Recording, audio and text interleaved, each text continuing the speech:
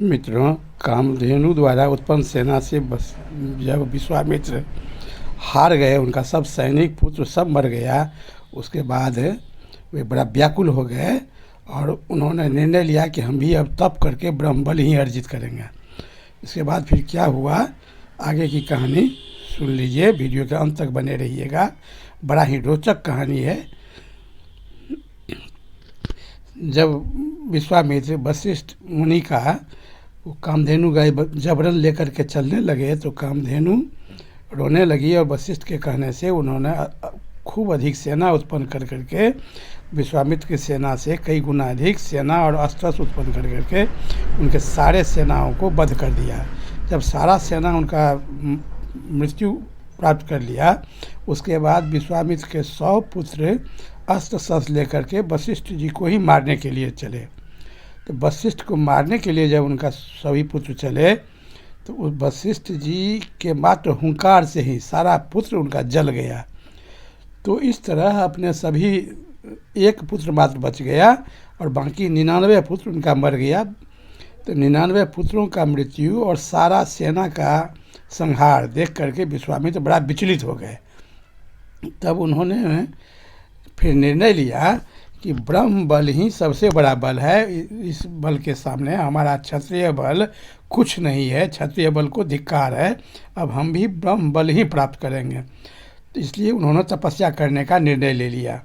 एक पुत्र जो उनका जीवित बच गया था उसको राजपाट दे करके सब कुछ समझा बुझा करके वह चले गए हिमालय के तराई में बैठ करके घनघोर तपस्या करना शुरू किए। वह महादेव का तपस्या करने लगे। महादेव प्रसन्न होकर के उनके सामने प्रकट हुए और उनसे कहे कि मांगो तुम क्या वरदान चाहते हो।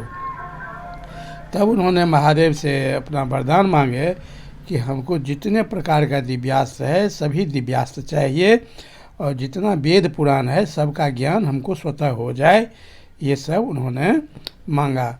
उसके बाद महादेव सब कुछ दे दिए। उसके बाद फिर वह अपने घमंड में चूर्ण हो गया कि अब तो मेरे पास सारा दिव्यास्त्र है, अब वशिष्ठ तो मेरे सामने कुछ है ही नहीं, 1 मिनट नहीं टिकेगा, अब हम जाते हैं वशिष्ठ को फिर वध कर देंगे। सारे शक्ति से पूरा सेना को संगठित करके वह आए, वशिष्ठ जी पर पुनः चढ़ाई किए। तो वशिष्ठ जी के आश्रम के नज़दीक आकर के उन्होंने एक से एक दिव्यास्त्र को छोड़ा। सारे जंगल का बहुत सारा जीव जंतु मर गया, बहुत ऋषि मुनि मर गए, जो जिंदा रहा सब भागा इधर उधर। वशिष्ठ पूरा जंगल एकदम वीरान कर दिए। उसके बाद वशिष्ठ जी ब्रह्मदंड लेकर के निकले। ब्रह्मास्त्र हाथ में एक ठो डंडा लिए जिसको गायत्री मंत्र से अभिषिक्त करके ब्रह्मदंड बना लिए और वही लेकर के निकले। उसके बाद विश्वामित्र उन पर में दिव्यास्त्र का प्रयोग करना शुरू किए। एक एक दिव्यास्त्र आता था और वशिष्ठ जी के ब्रह्मदंड के सामने सर झुकाकर वो लुप्त हो जाता था। उनका सारा दिव्यास्त्र विफल हो गया। अंत में उन्होंने ब्रह्मास्त्र चलाया। ब्रह्मास्त्र से तीनों लोकों में हाहाकार मच गया, किंतु वह ब्रह्मास्त्र भी वशिष्ठ के ब्रह्मदंड के सामने नतमस्तक होकर के लौट गया।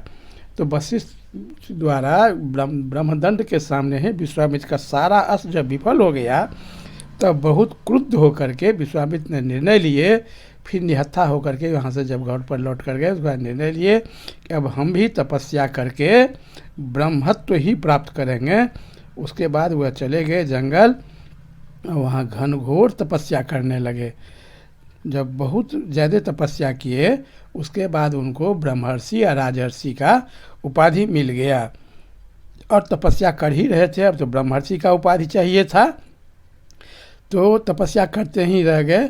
उसके बाद इंद्र ने देखे कि ये तो घनघोर तपस्या कर रहे हैं, कोई तपस्या अगर करता था तो इंद्र डर जाते थे कि मेरा ही आसन कहीं इंद्र आसन न छीन लें। इसलिए इंद्र मेनका को भेजे। मेनका एक स्वर्ग की अप्सरा थी, उसको भेजे कि किसी प्रकार विश्वामित्र का तप भंग करना है। वह आकर के विश्वामित्र के तप भंग करने में लग गई। वह उनके सामने उपस्थित होकर के नाच गान अपना प्रयास करने लगी। विश्वामित्र तो राजा तो रह ही चुके थे, मन तो उनका पहले ही से बढ़ा हुआ था। उनका जब ध्यान टूटा तो इतना सुंदर अप्सरा को देख करके वह मोहित हो गए और उसको अपने आश्रम में रख लिए। कुछ दिन के बाद एक लड़की भी उससे पैदा हुई। तो इस समय विश्वामित्र पुनः लग गए, उनका तप भंग हो गया, खंडित हो गया। वह मेनका के चक्कर में फंस करके अपना सारा तपस्या बर्बाद कर लिए। करीब करीब इसके साथ रहते रहते 10 साल जब बीता, तब धीरे धीरे विश्वामित्र को इस बात का ज्ञान हुआ कि ये इंद्र का षड्यंत्र है। इंद्र हमारा तपस्या भंग करने के लिए इस अप्सरा को भेज दिया है और मेरा सारा तप भंग हो गया। हम जिस उद्देश्य से तपस्या कर रहे थे उस उद्देश्य की पूर्ति तो हमको नहीं हो पाई। अपने आप पर बहुत ग्लानि हुआ। उसके बाद मेनका को उन्होंने भगा दिया वहाँ से और फिर अपने हिमालय के तराई में जा कर के पुनः तप में लीन हो गए, एक नए जगह पर जा कर के।